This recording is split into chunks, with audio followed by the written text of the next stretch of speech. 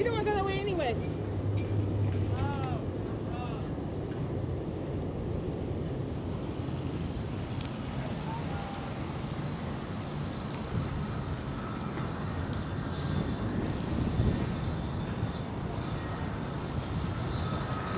I love the new views that you see in many parts of North Brooklyn. Most of what we see over here used to be abandoned ports, docks, and slips.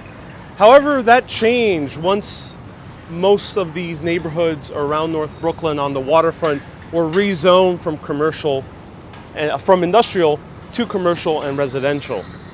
And now they've been transformed into waterfront parks, and this is among one of the newest ones, the Newtown Barge Park here in Greenpoint, Brooklyn. Now, Greenpoint, Brooklyn isn't nowhere near as famous as its nearby brother, Williamsburg. And when people do come to Greenpoint, they come usually for the restaurants, for the brunch places, and for the cocktail bars. However, all that, I think, is awesome, but there's also a lot of cool history within this neighborhood. Today, we're going to learn about the historical landmarks in Greenpoint, Brooklyn, specifically 3 stops that are not covered in most guidebooks and definitely not covered in most textbooks either. I'm Ariel, you're watching Urbanist, and let's go around Greenpoint.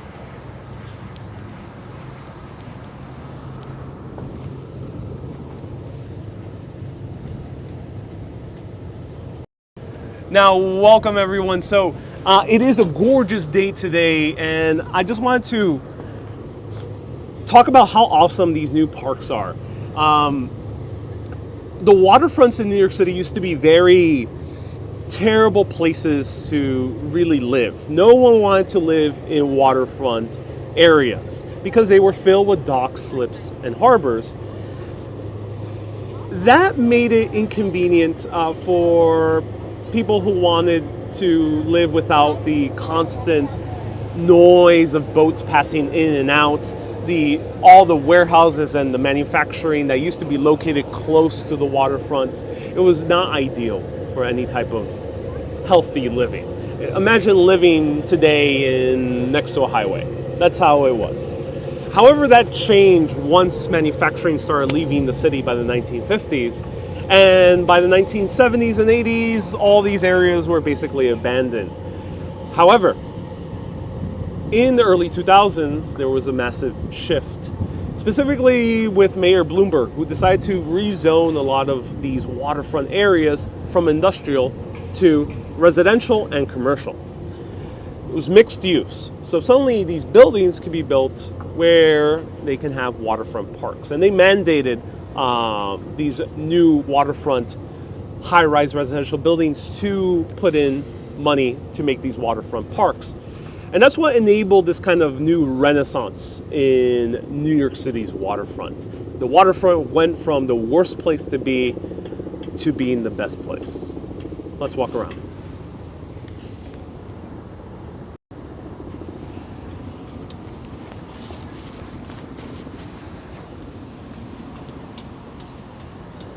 Susu, really colorful shirt, looks good. Thank you so much, Susu. Hello, Cindy. I always wanted to fix the piers. They've fixed after I left.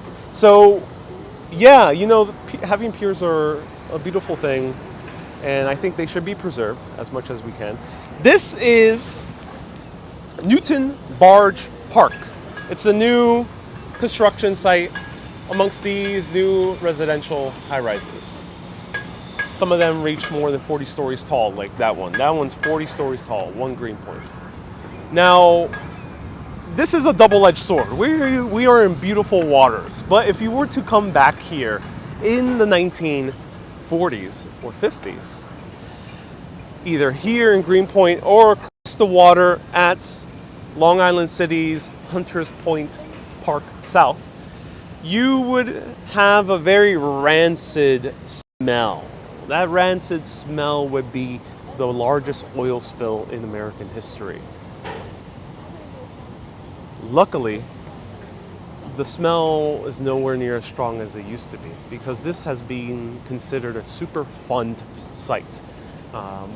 There's high priority in cleaning up this waterway, Newton Creek, which used to be filled with petrochemical companies, one of them being the DuPont company. Let's walk around.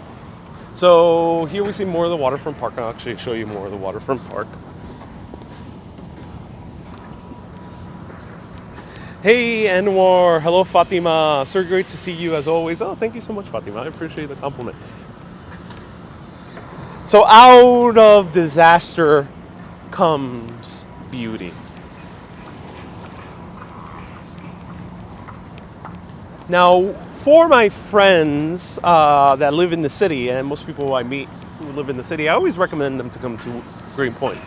People often ask me, oh, what's a great place to go on a date? Or what's a great place to hang out with friends? And I always tell them Greenpoint is the place. The reason for that is Greenpoint is nowhere near as famous as Williamsburg. So you get the ambiance of Williamsburg without the crowds. And also you have these beautiful waterfront views that Williamsburg is just a bit farther away. And gee, where's everyone? This park is not really well known. Not really well known at all. It's very new. It was just constructed about a year or two ago. Hello, Kevin. Hello, Gwen. Hello, Cheryl. Hello, Daniela. Lori, thank you so much for the hearts. I appreciate it. I mean, for the stars. Fatima, so great to see you as always. Your beautiful colored shirt goes well with a beautiful sunny day. I agree. Is there a ferry there? Yes, the ferry is right over here. I'll point the cross street once we get to it. It's right at that building, right in front of it. The picture quality is beautiful. Looks like I'm really there. Oh, I'm glad you're enjoying this. Dawn, good afternoon. Doris says you look great today, Ariel. Thank you so much. Susu, Wayne, Cindy. I've always wanted to fix the piers. Cynthia, waterfront industrial, grungy, dangerous in the past. Oh, really it was. Wayne from New York. You really do this professionally, says Cynthia. Oh, I'm so glad you think I do this professionally. Jose, what's going on? We're going on a tour of Greenpoint. So we could be in this park all day, but today we're going to go inside the neighborhood. Highly recommend coming back into this park and just enjoying it. It's called Newton Barge Park. It's on the Greenpoint waterfront. You can also go to Long Island City. However, right now, let's venture into Greenpoint proper.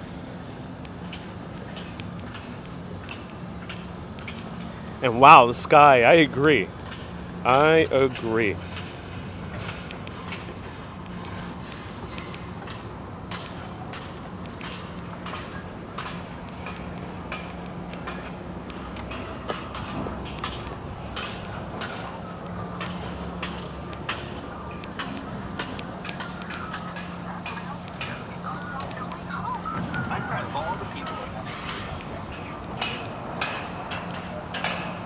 John, thank you so much for the super chat. I appreciate it. $5. Thank you. We're in Greenpoint. What street, Cindy? We're right now at Franklin Street at the waterfront. Whenever I say locations, just search the name on Google, and I think that's the easiest way to just find where you are at. Because sometimes saying the cross street isn't going to be so helpful, I think, especially in these parts of Brooklyn where there is a grid system, but the grid system doesn't connect to the rest of Brooklyn. Let's cross over here. So LIC does not connect to Greenpoint, no. In order to walk to Long Island City from Greenpoint, you have to walk across the Pulaski Bridge. There was a plan to make a pedestrian walkway that would connect the two. However, that hasn't happened yet. So this is the entrance right over here.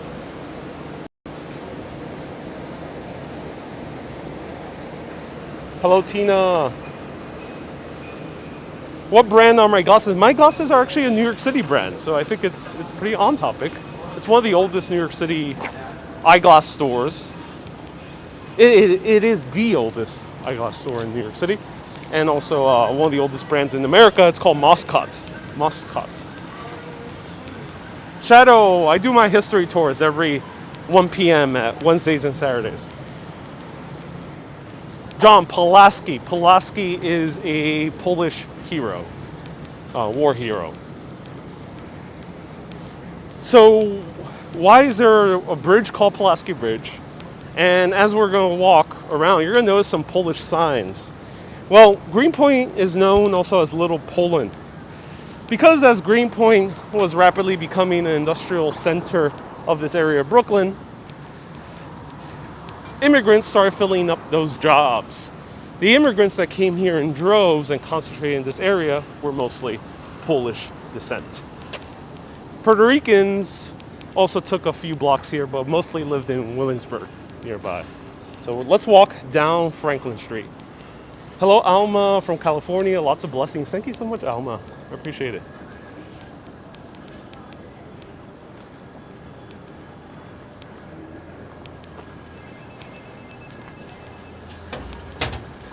Hello, Erika. Bienvenidos from Naples. Thank you so much for tuning in. It's been 10 years since you visited New York. You love these videos. Kay, you're home from the hospital.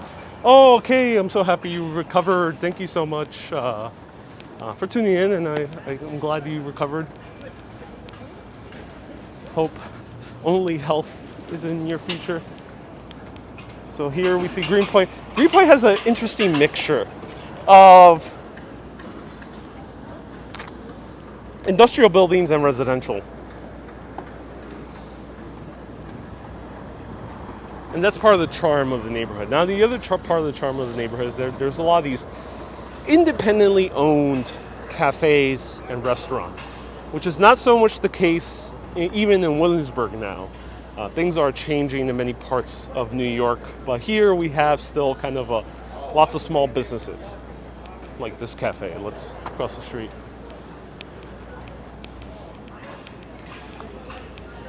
Donna, you lived in Williamsburg. You used to walk to Greenpoint. Ooh, how was Greenpoint back then? Let me know.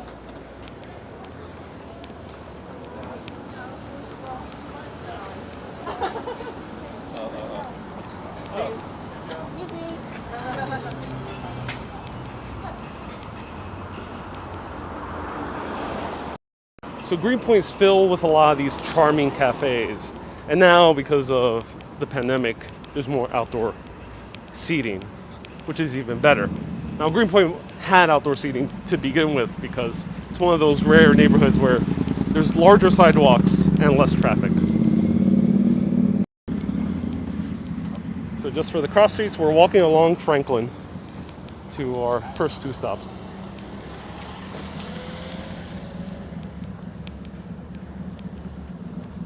Cynthia used to go to Moscow. Oh, cool. I'm so glad you used to go to Moscow. And more. Why is it empty? Well, one, it's a pandemic. I think a lot of people have to realize we are still in the pandemic. There's no tourists, no students, very few students. Also, European expats that live here, they're not immigrants, they just live here for like a few months at a time. They're not here either. That's number one. I think a lot of people keep forgetting this. Number two, Greenpoint is not as popular as Williamsburg. So it doesn't quite have that cachet and is now nowhere near as dense. There's only a population of 34,000 here in this neighborhood of Greenpoint. And number three, Greenpoint is not really well serviced by the subway. There is the G train that makes 2 stops in this neighborhood, but the G train only connects between Queens and Brooklyn. It doesn't have a connection to Manhattan. So it is a bit inconvenient. And that's why you see this kind of emptiness. However, you do come here later at night, it's a little bit more vibrant. So here we have outdoor seating. Hello, Václav. Also, many people are in the Hamptons, that's true. Here's one of the more popular restaurants called Madre.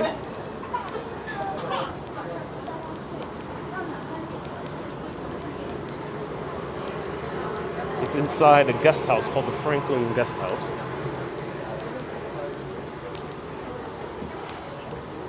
Cindy, thank you so much for the stars. So one of the few hotels in this neighborhood. Silvia de Mar de Plata, Argentina, gracias por mirando. No, puedes hablar español también. Soy fluente en español. Puedes preguntar cualquier cosa que quieres en español. I also speak Spanish. You can ask anything.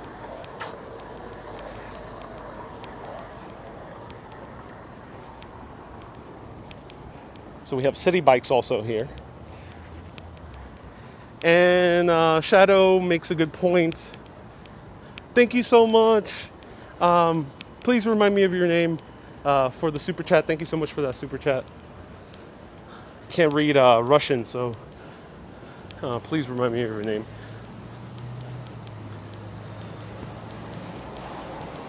So here we're going to also see some old houses and beautifully restored too. Look at this one. Wow.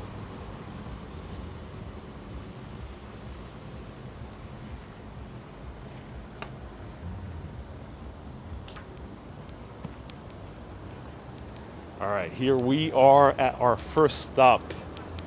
Ruslan, yes, Ruslan. Okay, I will commit that to memory. Ruslan. Thank you so much for the super chat, Ruslan. Thank you for tuning in. Here we are at India Street and Franklin Avenue. Now, as we're going down the streets, we're going to notice that they are in alphabetical order. This is India, and we started around A Street, and we've gone B, D is DuPont, and then there's a few others. We're going to see them as we go along. However, why are they in alphabetical order? Well, that dates back to Greenpoint's industrial past. It was within the plan in order to make all the streets named after various industries or various companies. DuPont being one of the companies. Industries we see later on Java, which means coffee. India, which means also Indian goods brought in over here. And this is one of the most famous apartments in all of Greenpoint in terms of historical landmarks. It's the Astral Apartments. But Astral sounds a bit weird. What does that mean? Well, Astral comes from Astral Oil. And this was opened in 1887 by an oil tycoon by the name of Charles Pratt. Now, Charles Pratt might sound familiar. Charles Pratt had his company based here, Astral Oil. However, he also developed parts of Clinton Hill in Brooklyn. And if anyone has either attended college here or has children who attended college here, you might have heard of the school, the Pratt Institute. He's the one who started it.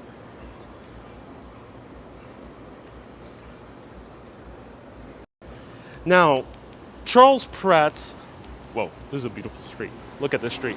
Charles Pratt, beautifully canopied by trees. Charles Pratt was responsible for starting the Astral Oil Company. However, he entered fierce competition with John D. Rockefeller. If you're familiar with American history, you're probably very familiar with that name. John D. Rockefeller ended up being one of the richest men in American history and completely owned a monopoly over the oil industry. Charles Pratt couldn't compete. So he sold his company to Rockefeller, got a very generous payout, and also became part of the board of directors for Standard Oil. And with all that money and free time, he had one interesting philosophy. A philosophy that was very rare at the time. And let me take off my mask because this neighborhood is very empty. It was a rare philosophy at the time. The philosophy for Charles Pratt was if his employees were happy and had a good education and a good lifestyle, they will be better workers. What? That definitely was not the thought process that many other industrialists have. I'm not entirely too sure about Rockefeller, but other ones are infamous for mistreating workers and basically giving them no benefits. But for Charles Pratt, the biggest benefit was building a series of apartments. These were all, the first apartment project, and the rent was anywhere between $12 and $30. per month in the 1880s. And you end up having anywhere between 3 and 5 bedrooms. And then later on, he added 6-bedroom apartments. Let me show you. So beautiful brick building. It looks like a Dutch building. It is Romanesque revival, but I know what you mean. There's many buildings in Netherlands that have this kind of type of style. But it is Romanesque revival, built by the architects Rich and Lamb, Hugh Lamb and Charles A. Rich. So back in 1887, these were very luxurious apartments for his workers in the oil company. And it was so luxurious, they had a reading room, which was right inside there. And they also had a full kindergarten. And this is one of the first kindergarten classes from 1897. So kindergarten and also a reading room. And they had various other amenities. Now, where are we located in New York City? Just for everyone to know, this is a map of Brooklyn, and we are all the way in the very north part of Brooklyn, most northern part of Brooklyn, Greenpoint. That's in Brooklyn. 6 bedrooms, unusual. Yes, the 6 bedrooms were more luxury apartments, and they had marble fireplaces. So let's take a closer look at the brickwork.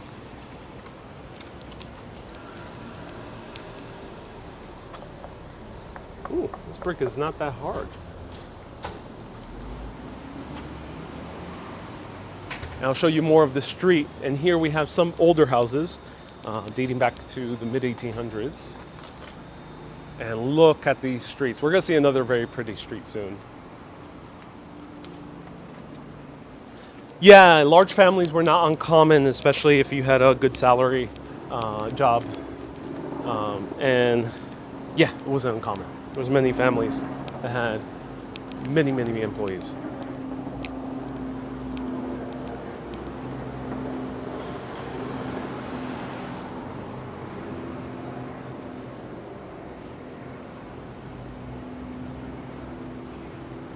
Annie says, great tour with you again. Oh, I'm glad, Annie. Let me show you more of the building. It's gorgeous on all angles.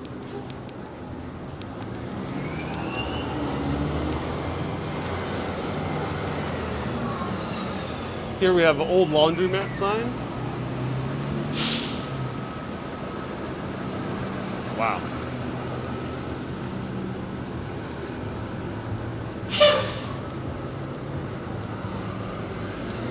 Hola, Andre, thank you so much for tuning in.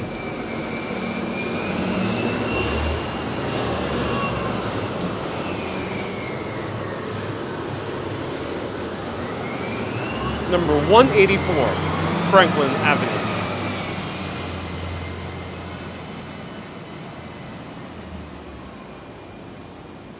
I love the classic fire escapes. Yes, since these buildings predate fire code regulations that were implemented mostly in the 1920s.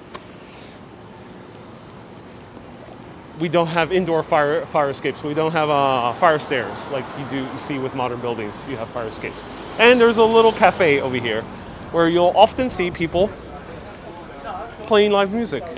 Well, last time I heard some French chansons being played here.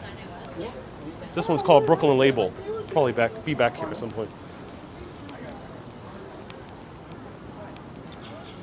Reika, you've been looking forward to this live all day. I'm so glad you have. Okay, so we're going to cross the street and I'll show you a better view from across the street.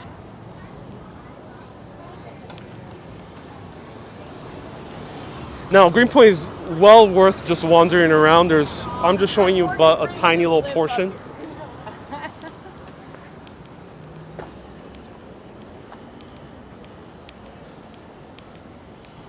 There's a lot of like beautiful streets with brownstones and canopied trees. Here we're here.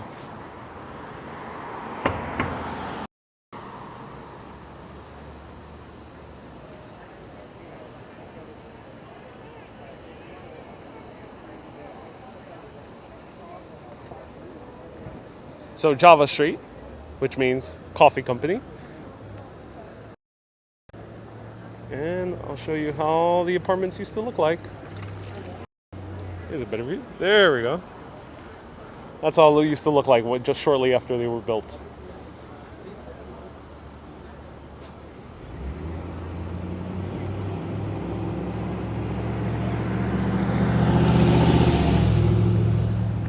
All right, now let's continue walking through to our next stop. Yeah, in a sense. The only thing that... And you see more beautiful red brick buildings. A lot of them were following the style of the Astral apartments.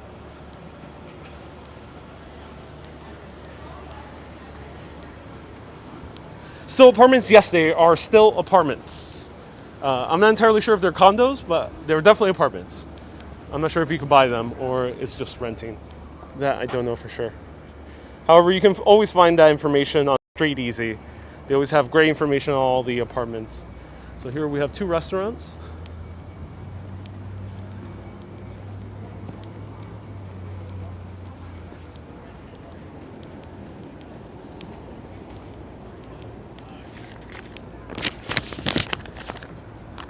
Yeah.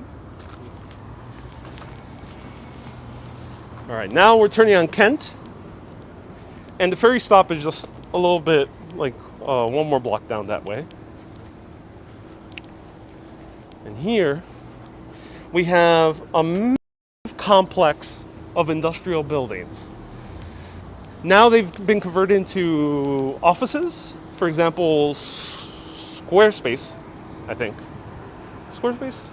No, it's the crowdfunding company. Kickstarter owns this building, and there's many other offices here. And also sometimes there's some creative manufacturing, which is kind of like small garment stores, clothing stores, small fashion brands. Most of these buildings were built in the 1800s. However, they were quickly bought out by an entrepreneurial man that comes from Bavaria, Germany, by the name of Eberhard Faber. Eberhard Faber came from a very rich family in Germany because when he came here in 1861, he was continuing the torch of the Grand Pencil Company of Caspar Faber, who was his great-grandfather.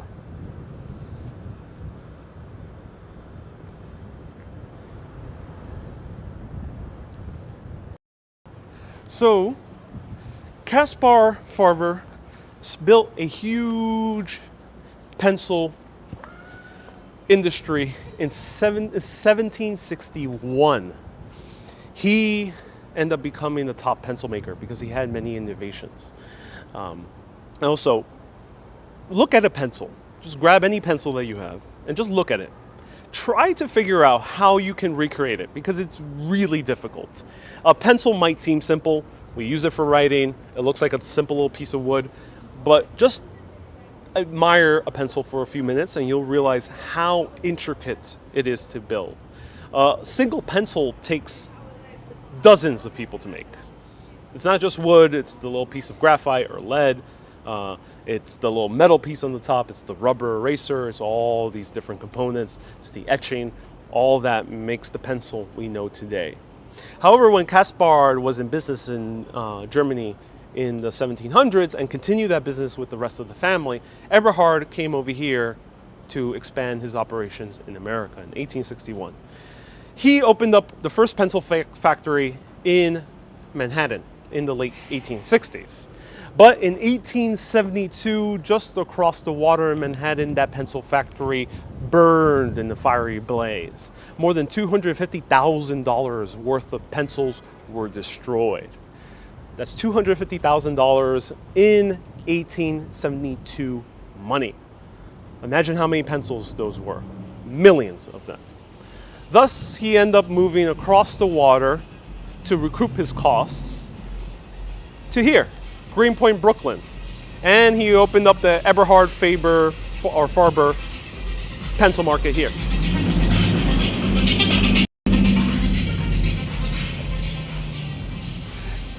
Now here we have the remnants, and he started buying various buildings, but kept expanding and expanding. Drew, I'm located in Greenpoint, Brooklyn, on Kent Street and Franklin Avenue.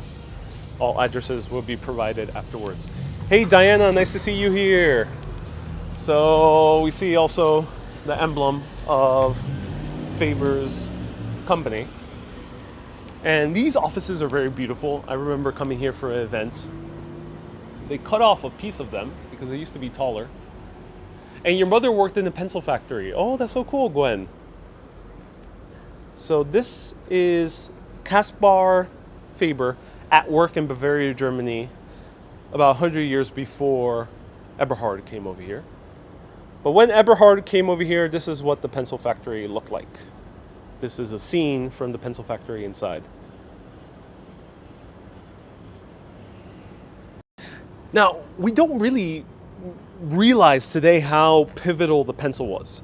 One thing that Eberhard Faber did over here was that he ended up putting a metal tip on the top. That metal tip ended up holding the pencil better, so it wouldn't kind of loosen its shape on the top as you're writing. The second thing is he put a rubber eraser on that metal tip. That was revolutionary because you used to be able to erase separately from using your pencil. It ended up saving a whole lot of time, and suddenly you can erase and write in the same device. The other innovation that he made over here, he made colored pencils.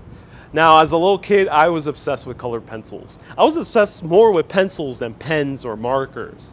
The cool thing about pencil is that you can erase whatever you wrote. And as a little kid, whenever you're experimenting, as you're learning new ways to write and draw, it is beneficial to be able to erase. So we can thank Eberhard Faber for that. However, we don't really realize how pivotal the pencil was, because we have to look at the history of the 1700s to the 1800s. The world was rapidly industrializing. The Industrial Revolution was already kicked off in England and then later in America and Canada. That Industrial Revolution did one particular thing, because whenever you used to come here in New York City in the mid-1800s, a lot of the immigrants that came over here were illiterate. They didn't know how to read or write, or especially read or write in English. And thus they depended a lot on political cartoons, they depended a lot on drawn up signs. But that quickly changed once the public school systems started being instated all around the United States of America, and then soon Europe, all throughout the late 1800s. And that made the literacy rate shoot up. So much so that we have a very high literacy rate here in America. It's almost like 99%. And in the world, it's getting higher every single day. The pencil is responsible for that because it was the tool in order to learn how to write. Because if you don't know how to write, you're really not going to be so good at reading. And if you don't know how to write or read, there's really no room for media, no room for advertisement, no room for learning science, and no room for learning engineering, no room for building companies. That's how important literacy rate is. The more you need to at least learn how to read and write to make most major things in this world. Thank you, Eberhard Faber. So I'll show you more of the industrial buildings. Let's walk around. And that company still exists. They are still based in Germany. I think the American operation still is running as well.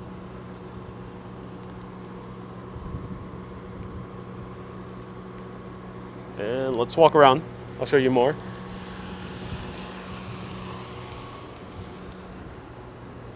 Parolo Saline, Jane, Faber-Castell polychromes are the best colored pencils for artists. And here we have the cobbled bricks. So you could just imagine coming here in 1872 when the factory was built,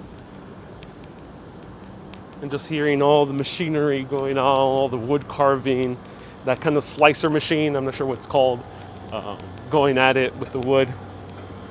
Prisma colored pencils. Oh, cool. A lot of people like their pencils because we have a few artists watching. That's awesome. Deanna, thank you so much for the stars. Most of the apartment buildings built in the 1800s had no elevators. Yes, Charlene. I think the Astral apartments might not have an elevator when it was originally built, but that might have changed once they, rebuilt them.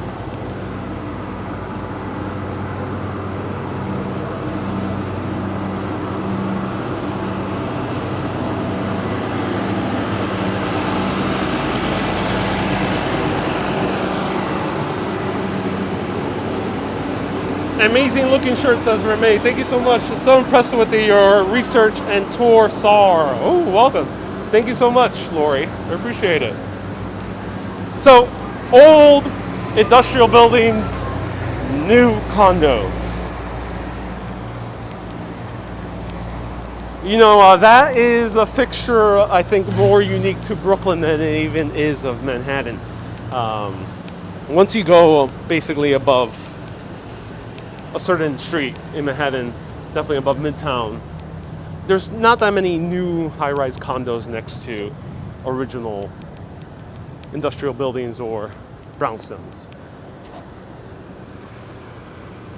So here, what used to be, I think, the Greenpoint Market, it burned down a few years ago. So here we have another major industrial building. Didn't finish tour are in such precision. Oh, so.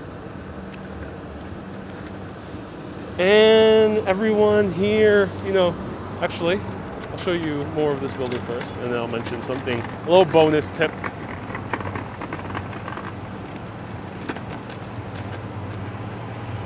Look at that, so gorgeous. I love that. Industrial buildings were seen as blight in the 1930s, 40s, and 50s. Especially with the likes of Robert Moses. Well, I show the big pencil. I don't have a big pencil. Where is the big pencil? Is there a big pencil? Kathleen? Don't know what you're referring to. I wish I had one of those big tourist pencils. Souvenir pencils. Okay, everyone, I'll give you a big pro tip. One of my favorite bakeries in all of New York City is here, Ovenly. Ovenly sells an amazing Brooklyn blackout cake. It's one of the best things you'll ever try in your life. Highly recommended. So, Ovenly.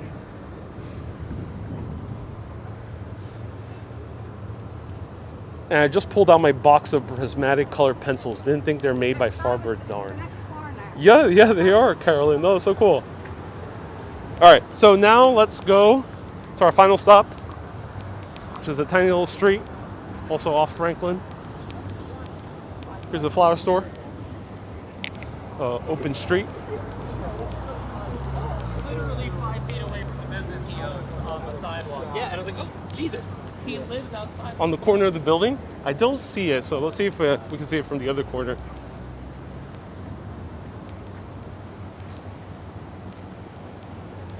Blackout cake, not right now.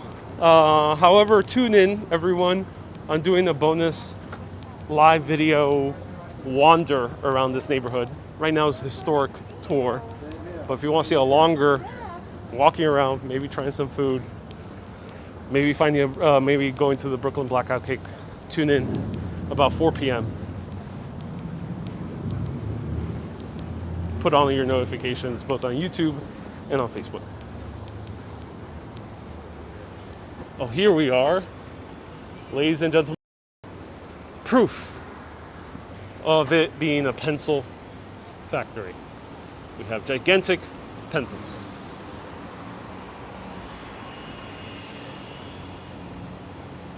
Massive, gigantic pencils. Bernaro, yes, there will be 4 p.m. Stay tuned.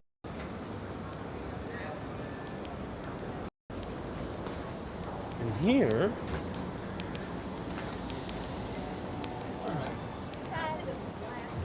where are you going to live off the land at?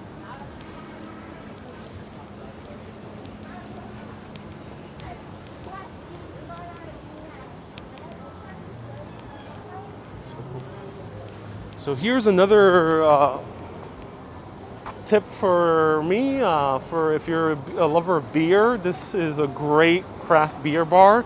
They have an amazing, gigantic selection called Brewery Lane. It's kind of a play on words on Bowery.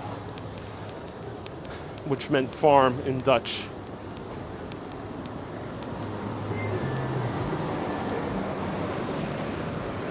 I'm glad that nobody has vandalized Ovenly sign by adding S-Y. Slovenly. Oh, that's a good pun, Donald. All right, let's go to our final stop. Old School Pizzeria.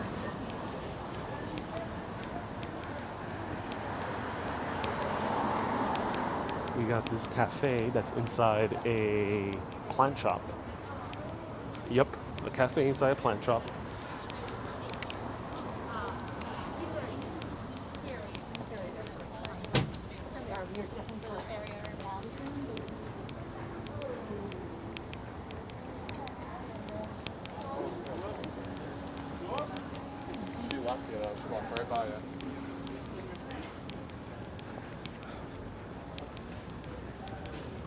Emiliano, the Barry Boys. Yes, the Barry Boys. Love them. Great podcast. I constantly use them as a resource. So we gotta turn here.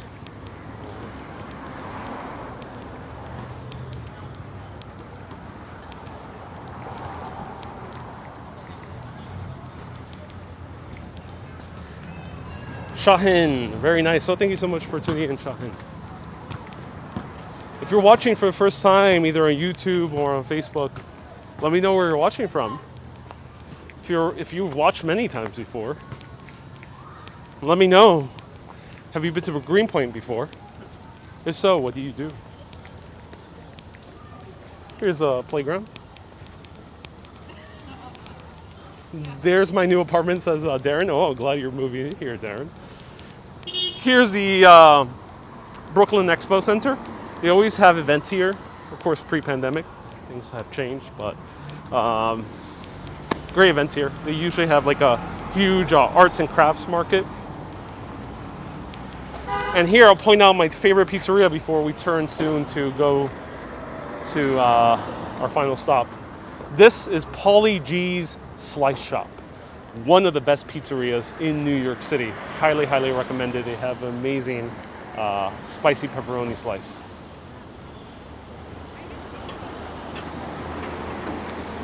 I think a storm is coming. Uh-oh, everyone. Jim, you're watching from Minneapolis. Yes, the coffee and tea event is also here. Yeah, I think they do have a coffee and tea event. Have you been, Donna? Let me know.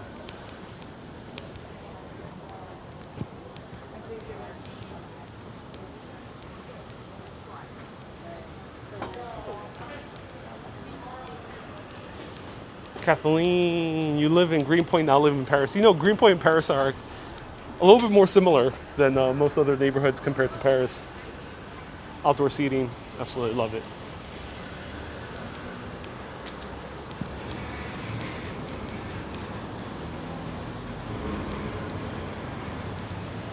Patty, you're watching from Elijah, GA. You grew up in Greenpoint, Brooklyn from 1942 to 1961.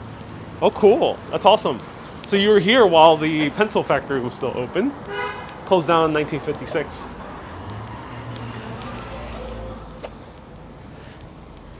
All right, let's turn over here.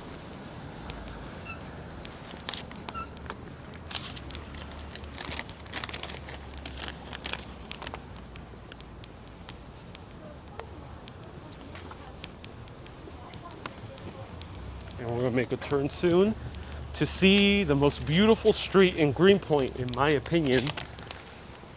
It's not this one. Wait for it. This one, though, is also very beautiful.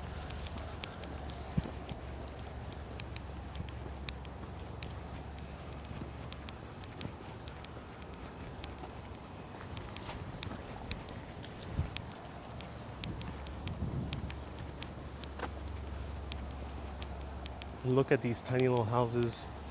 So cool. Well, they're not so tiny.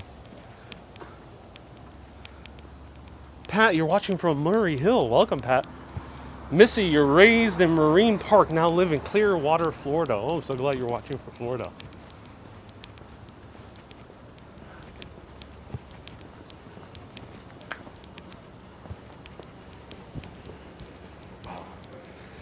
Absolutely love the look of this neighborhood.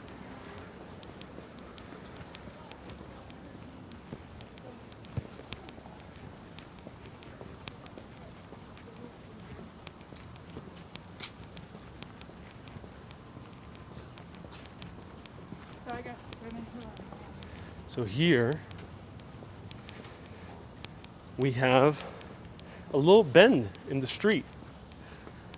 These type of bends are a little bit more common in Brooklyn, not so common in Manhattan. Even in Queens, you don't see too many of them.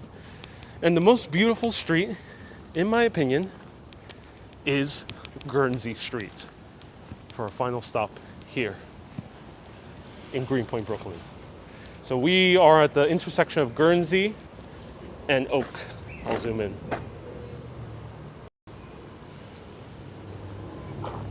Guernsey and Oak. Guernsey was named after a doctor, became a very influential community member, and it's a historic district as well, hence the brown signs. So here we have what a lot of people call Greenpoint's haunted house. It's not actually haunted. At least there's no stories of hauntings, but it's rather mysterious looking. I think that's why people call it the haunted house. So it was erected in 1887. Now, the man who owned it was Samuel Tilden. Samuel Tilden was a politician who ended up running for U.S. president under the Democratic Party. And he was also a renowned philanthropist. He gave a lot of money away to worthy charities. However, unfortunately, after taking down the Tammany Hall system, where a lot of corrupt politicians were based in here in New York City, that same Democratic Party stole the nomination away from him, and he couldn't run for president. And he lost the bid. So it looks like a haunted house. It's not a real haunted house. I'm not sure why no one's here. I'm not sure what's up with this house, but there is a very ominous keep out. Very ominous. Who knows what hauntings are here, but no one has had the experience of any hauntings because they can't go inside. But let's go on Guernsey Street. That's a good reminder that New York City is not all skyscrapers, says Donald. Right, Donald? Yeah.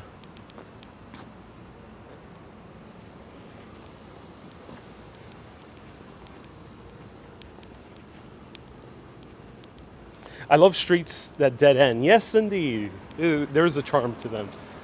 Do they have residential parking permits? I don't think so. I think here parking is a free-for-all. So no residential parking permits. So on this street, also on now this next intersection, Carlisle Street, was also the very first house in Greenpoint, a little bit further down.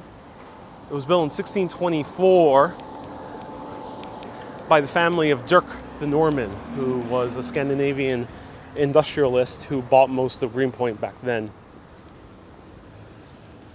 And here is Guernsey Street.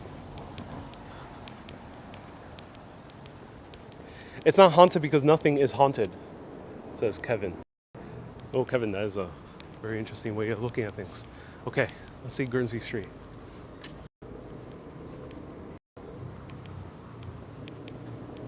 I would like to thank you for taking us through these childhood beautiful streets of Brooklyn. It brings me back to my childhood days, says Missy. Oh, Missy, I'm so glad I could take you back here.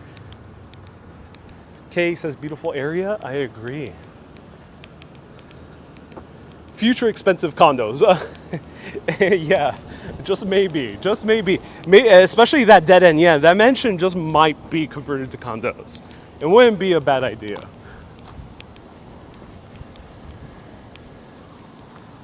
Rich says, it's always a pleasure watching my videos. Thank you so much, Rich.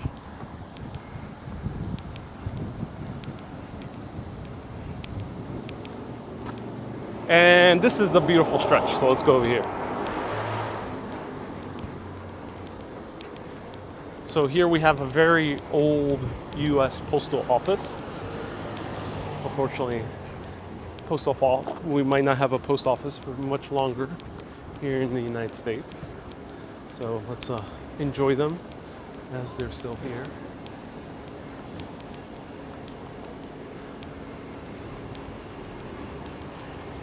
It's rainy over in Brexit land. Oh, I can imagine.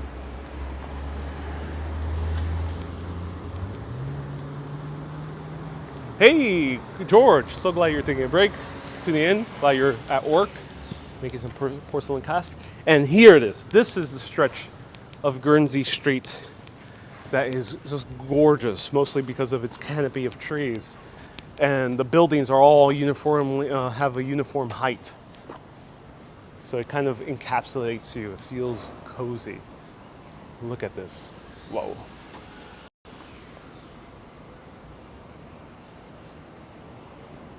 Wow. So Guernsey Street was actually one of the first play streets.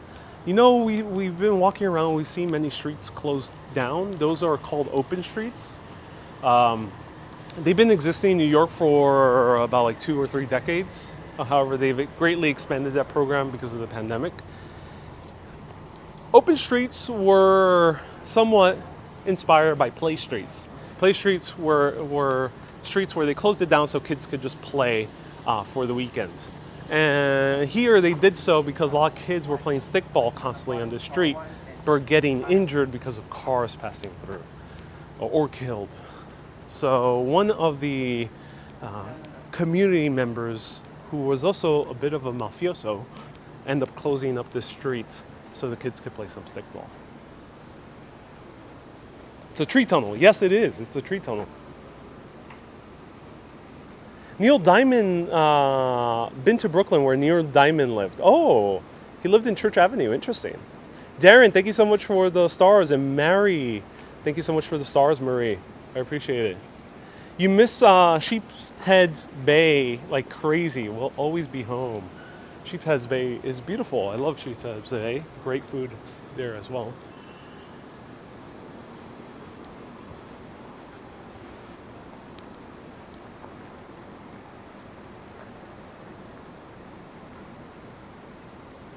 I love to live here. So that's what Donald says. Let me know, who else would love to live here? Which apartment would you like? Would you like this gray one?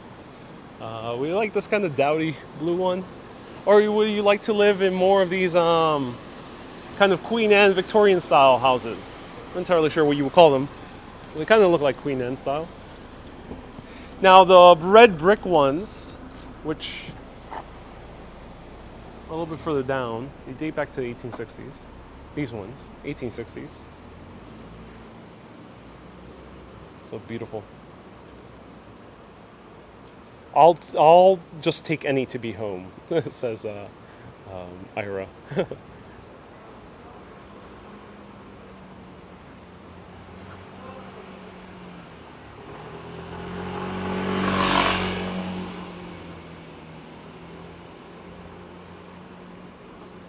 One side brick and the other one wood. Oh yeah.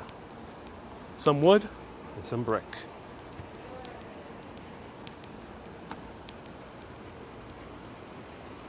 I'm not fussy, says Washington Square Park North for you, says George. And we will love to live there too. Lots of character. Oh yes. And love the walled AC units. Yeah, there's no central air in in most New York City apartments, the older ones at least. And also we love our air conditioning, so there's a lot of wall units. It's not like Paris where they're not really big fans of air conditioning. So there's no central air and there's also no air conditioning, period.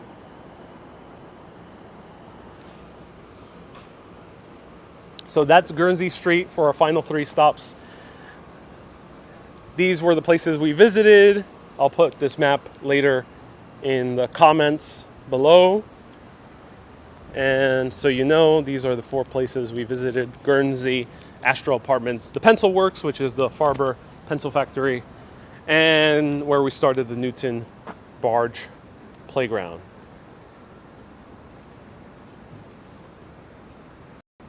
Bernardo asks, what do I do between these tours? I don't know, I just have coffee. Sometimes I walk around, sometimes I grab a bite, sometimes I sit by the park. I don't know, a bunch of things. Thank you everyone so much for watching. If you want to see more of these history tours, you can tune in at 1 p.m. every single Wednesday and Saturday. Nope, wrong thing, sorry. There we go. Every Wednesday and Saturdays at 1 p.m. And if you would like to get yourself Urbanist merch, you can do so at teespring.com/stores/Urbanist. Also, if you want to support this show, another way to do so is by leaving stars or super chats or becoming a patron, patreon.com/Urbanist, or becoming a supporter on Facebook. And I would like to thank all the supporters like Kay, we have Irene, Gwen gave a very generous contribution recently. So thanks to all of you. I know I have many other supporters watching. So thanks to all of you for supporting. And keep being awesome, and stay tuned for a bonus broadcast where we'll wander somewhere around this neighborhood or maybe somewhere nearby around 4 p.m. Have a great day, everyone. Keep being awesome and always keep on exploring. Have a good day.